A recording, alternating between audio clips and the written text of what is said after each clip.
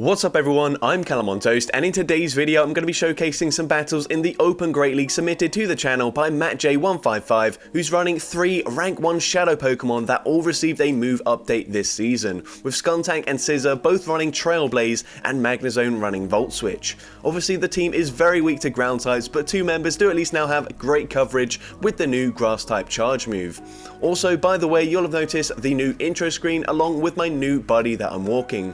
One of the prizes for the Battle of Spies World Champion Robert Digioff was that he got to pick my next buddy to work on grinding XL candies for and give it a new nickname. And since he won with a triple level 50 ghost team, he decided to go for another fun spicy ghost Pokemon that needs to be level 50. Anyways, with that being said, let's get into the question of the day. What do you think is the most underrated Trailblaze user after the latest GBL update? Let me know in the comment section down below, and with that being said, let's get into the battles now.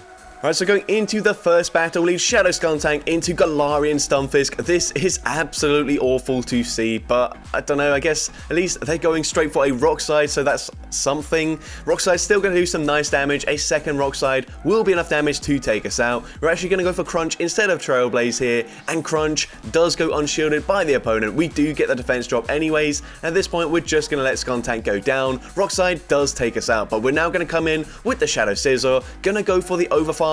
Not quite sure if a Night Slash would take them out from this range, so I do like this play. This is a lot safer. Now a Night Slash will definitely be enough damage to take them out, and if they do shield, we can go straight for Night Slash number 2, and this will possibly grab the final shield here. Nope, they let it go through, but we get a boost with the Night Slash. They come in with Carbink. We are boosted there. Those bullet punches did huge damage. They now come in with Azumarill, but we're running Trailblaze, and it's boosted. It nearly one-shots the Azumarill, and oh my god, look at that bullet punch damage. We simultaneously KO the Carbink there, and we're able to take that game. Now do note the Carbink on the opponent's end was definitely under leveled, but that was still insane damage, and Magnezone would have easily swept anyways. But into the next game we see Steelix in the lead, another awful lead for this team, but let's see what we can do. The opponent going straight for a Breaking Swipe, I presume, and it is the Breaking Swipe. We are going to Overfarm in this matchup. We're actually going to go for a Trailblaze here. This is neutral damage because of the part ground typing. We do boost our attack, and we should barely live another Breaking Swipe from this range, so we will let it go through. They debuff our attack, but we did boost it once,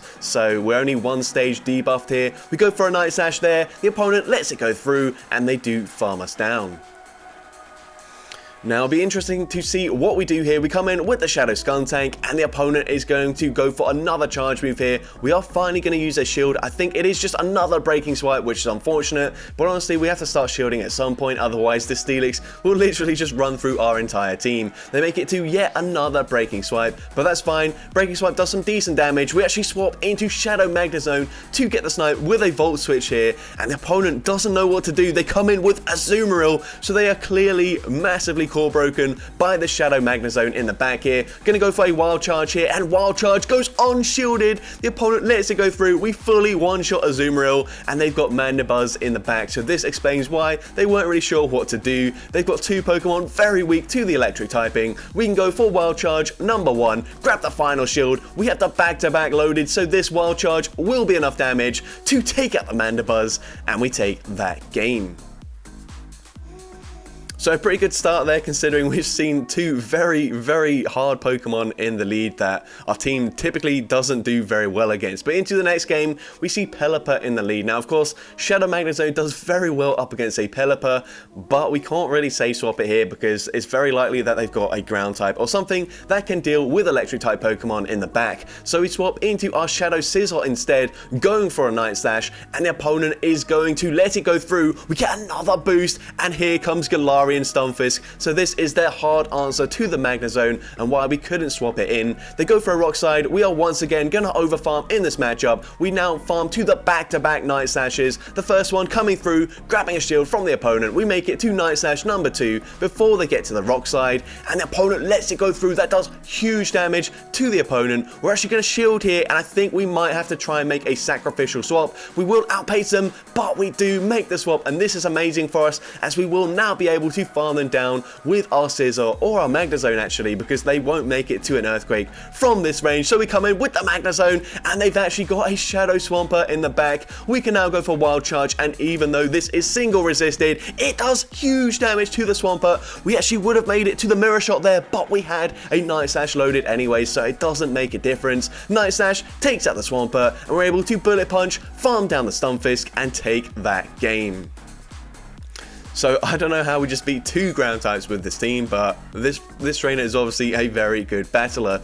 Into the next game, we see Skuntank into Melmetal, another pretty bad lead for the Skuntank, but we're going to overfarm here and go for a crunch. The opponent also overfarming massively. I wonder if they're running something like Flash Cannon or maybe even Hyper Beam here, but no, they farm to the back-to-back superpowers. Makes sense. They don't want to debuff themselves straight away, and they go for superpower number 2, debuffing their defense and their attack by 2 stages, allowing us to get a full Volt Switch farm down. Let's see what the opponent wants to come in with now. They come in with a Saberlight, and we do have quite a significant energy advantage. We're going to bait with a mirror shot, and the opponent does respect the damage there. We grab a shield, no attack drop, but they throw on alignment, giving us a full Volt Switch in for free. And now, honestly, we can just go straight mirror shot in this matchup, and we will be able to take out the Saberlight from this range, grabbing the final shield. And now we actually swap into our Shadow Scizor, going to use our final shield. We did bank a ton of energy on the magnezone, and we will be able to fully bullet punch, farm them down, and they've got a Azumarill in the back, so Shadow Scizor should be able to sweep this game, going straight for that Trailblaze, dealing big damage to the Azumarill, boosting our attack, and we make it, well, we would have made it to another Trailblaze, but instead it looks like we're going to go for the fast move beatdown here. Ice Beam actually doesn't take us out. I mean, we could have just Volt Switch farmed them down here, but we waste a little bit of time going for the mirror shot, taking out the Azumarill, and we take that game.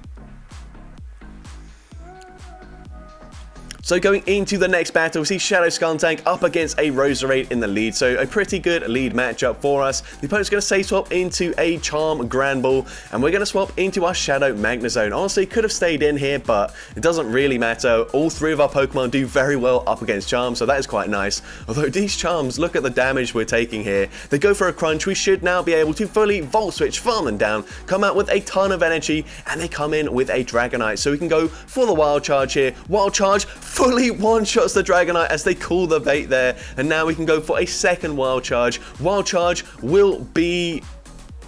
well, I don't know what's going on here. One-shotting the Roserade, even though it's resisted damage there, and we take that game. So Shadow Magnezone, absolute monster with the new Volt Switch here, dealing a lot more fast move pressure as well as generating the same energy as the old Spark. But here the opponent safe swaps into a Toxicroak. We don't have a great response here. We go for Trailblaze. We do at least grab a shield from the opponent, and now we can come in with our Shadow Scizor. This is not a great matchup either, but it does do a lot better than both the Skuntank and the Magnezone. Here we do have to throw our energy, as otherwise they would be able to fully counter farm us down, and we do take out the Toxicroak. They come in with a Druddigon, so we do make it to a Night Slash. This won't do too much damage, but Druddigon is fairly glassy, so they do put up a shield.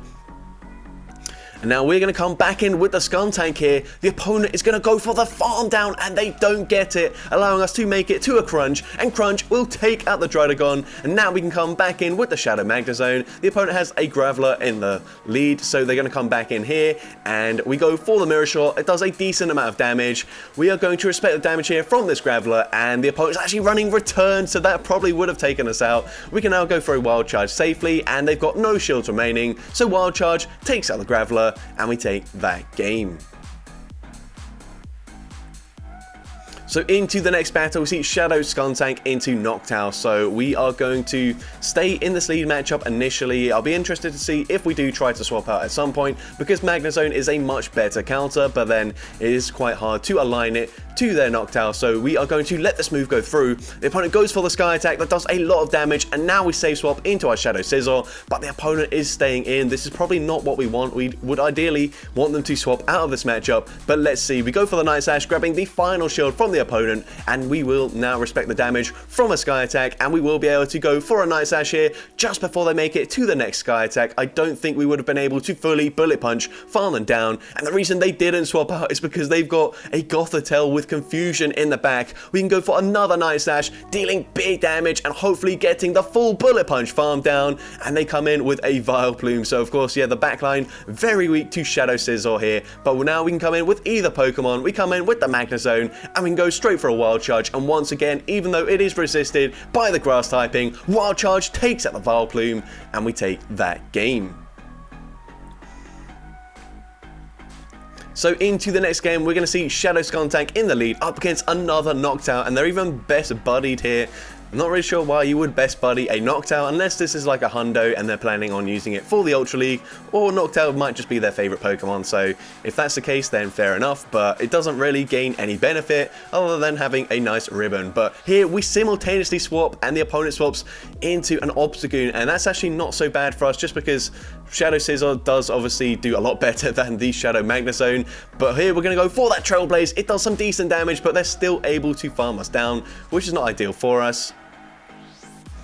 We're going to come back in with the Skuntank, and we're actually going to let this move go through, hoping that they don't have a second counter user in the back, and we can Volt Switch, farm them down with just the one Volt Switch, not taking too much counter damage, and the opponent comes back in with the Noctowl. Honestly here, I don't think I would have thrown, I would have just shielded once, and we probably would have been able to fully Volt Switch farm them down, but let's see what happens here. We're going to shield up, and it is just a Sky Attack bait, and they have a Lantern in the back, and this is where Volt Switch is going to come in clutch. We can go for the Wild Charge here, and this will do some big damage or grab the final shield from the opponent, and with the Volt Switch dealing more damage than Spark used to, this does mean that we will be able to put this Lantern into Wild Charge range here as we reach the second Wild Charge, and Wild Charge takes out the Lantern. We're able to Volt Switch, farm down the Noctowl, and take that game.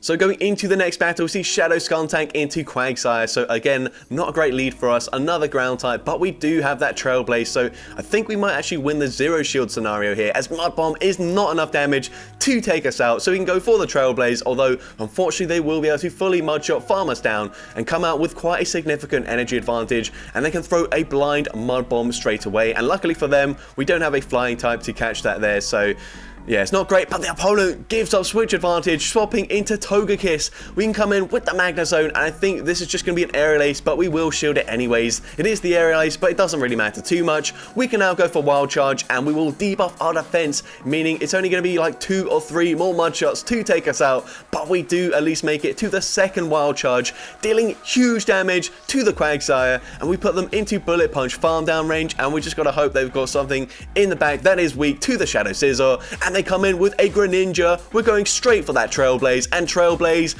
one-shots the Greninja, and we're able to take that game. So going into the next battle, I think the final battle of this video, we lead Shadow Skuntank into Frost Sash. Now we've got 2 better responses here, so I would assume we might swap out, and we do. We swap, we catch the Avalanche onto Shadow Scizor, but Avalanche still does a ton of damage. Shadow Scizor, not a very bulky Pokemon, and we do at least bait out a Hitmontop, which Magnezone clearly doesn't want to see. We go for Trailblaze, grabbing a shield from the opponent, but they are able to fully counter farm us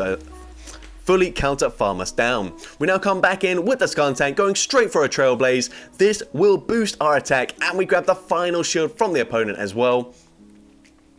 We're actually going to let the move go through. I'm not sure about this because we have boosted our attack, but they're able to fully counter farm us down, and they also have boosted their attack. So these counters are seriously chunking the Magnezone here. We will be able to Volt Switch, farm them down, but we've got almost no health remaining. They come back in with the Frost Sash. We go for Mirror Shot, and ideally we need like a Pelipper in the back here. Otherwise, we will not be able to win. But actually, it's a Registeel. We're taking minimal fast move damage, but they're able to lock on, farm us down, which is really painful just as we reach the double Wild Charge there, and we do unfortunately lose that final game. So that's going to be it for today's video. If you did enjoy it, make sure you leave a like, leave a comment letting me know, and as well, don't forget to respond to the question of the day if you haven't done so already. And if you want to see more content like this in the future, make sure you hit that subscribe button and turn on post notifications. That way you'll be notified whenever I upload a new video. But with that being said, thank you all so much for watching today's video, and I hope you have a great rest of your day.